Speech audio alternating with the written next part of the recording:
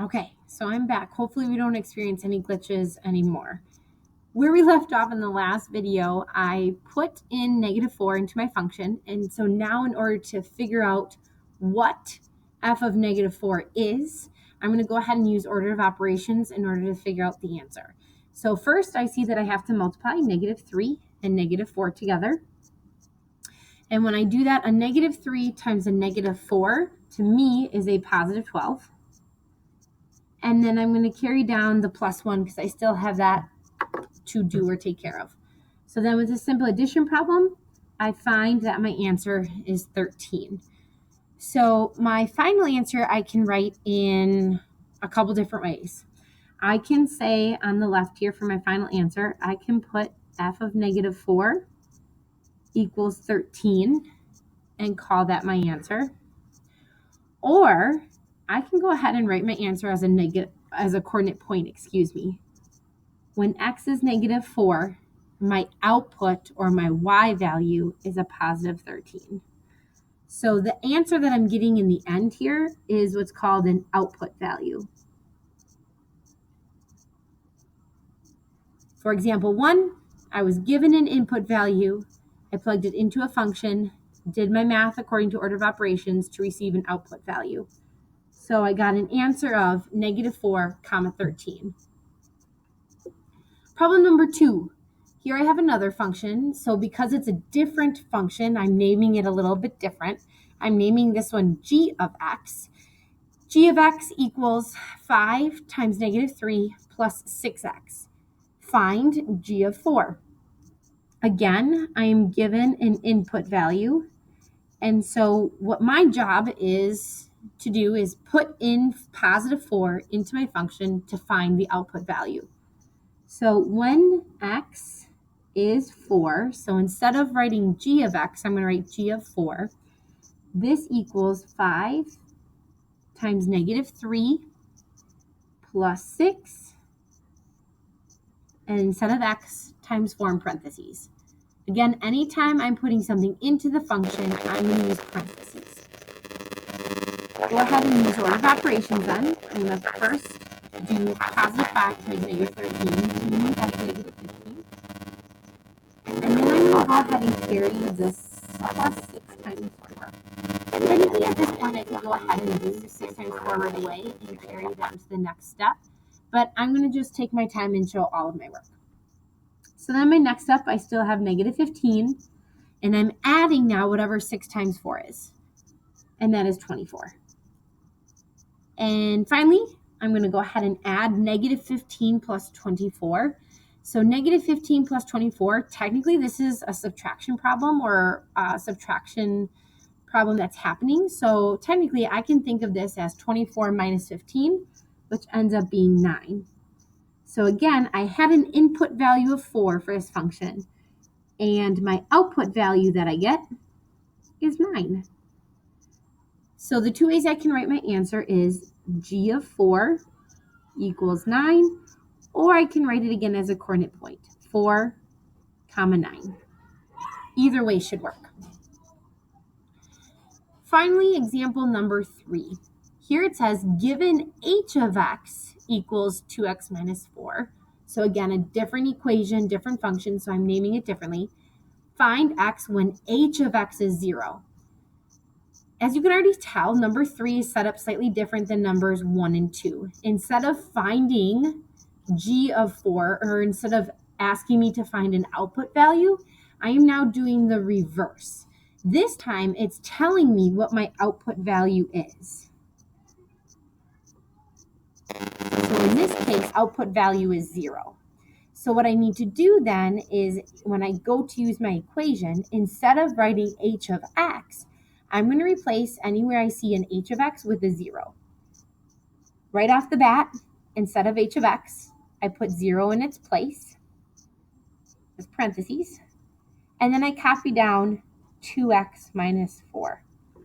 So now my job is to use what's called inverse operations, and we'll study that a little bit more in depth in a future video or in a future lesson. But I'm going to use inverse operations to find x, or find my input value. So right now I have 0 equals 2x minus 4. In order to get x by itself, I need to look at this minus 4 and think what the inverse or the opposite is. So the inverse or the opposite of subtracting 4 is adding 4 on both sides. And I need to show that I'm adding 4 on both sides to show that this is still an equation, because again, what I do to one side, I need to do the other in order to keep the equation equal all the way through. 0 plus 4 is 4, equal sign, and then 2x. And negative 4 plus 4 is 0, so I don't have to worry about bringing anything down there. Since I'm running out of space, I'll move the problem up here. 4 equals 2x. So the final step now is thinking about, okay, in order to get x by itself, I see visually with my eyes that 2 is being multiplied by x. A number next to a variable is called a coefficient, and if there's no other operation symbol here, we automatically know that multiplication is happening. So now I need to think of what is the inverse or what is the opposite of multiplication. That's addition. So on both sides, I'm going to show that I'm dividing by 2 in order to get x by itself. So when I divide 4 by 2, my answer is 2, and 2 by 2 is just 1x or just x. So now I have successfully gotten x by itself, which means I have found my input value. So as an answer, what I can write is that x equals 2 when h of x equals 0. Or again, I can write the coordinate point 2, 0. My input value is 2 and my output value is 0. That's mainly what 1.1F part 2 was all about. Again, what gets trickier with the examples in your practice problems is some of the problems have a term that's squared or even cubed, and a couple more order of operations that are a little bit more in depth than what I have planned out in our summary notes here. Therefore, I want you to remember that putting parentheses next to or near the input value of what you're putting into the function is very, very important. So anytime you're taking information and plugging it into a function or equation, please make sure you use parentheses. Let's go ahead and move on to the next page. And there we're going to focus on lesson 1.1G, parts 1 and 2. So in lesson 1.1G, part 1, there was 2 main concepts that we were learning about, or talking about in those notes or in the practice problems. And that was the difference between a relation and a function. So something that pairs inputs or x values with outputs, which are y values, is what we call a relation. So I'm going to write the word relation down, and then I'm going to take out my highlighter because that was an important vocabulary word as well.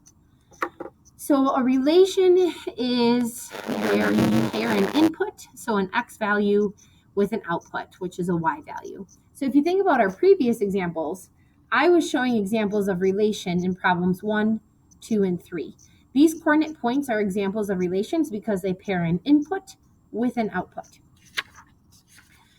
So once we have a relation established, we then have to decide whether or not that relation is a function. So a function then,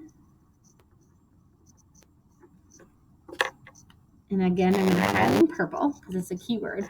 A function is a relation that pairs each input or x value with exactly one output. So that's why I have this underlined, with exactly one output. In order to be a function, every input has to have one output. And then we have below here is a Venn diagram just to show you how similar these two names, but yet different, they can be. So on the left-hand circle of my Venn diagram, I have the explanation that set of all possible x values. And on the right-hand side, I have the set of all possible y values. So in the next video clip, because I'm running out of time again, I'm going to go ahead and walk you through this Venn diagram to show the differences between the two, but yet how they are the same.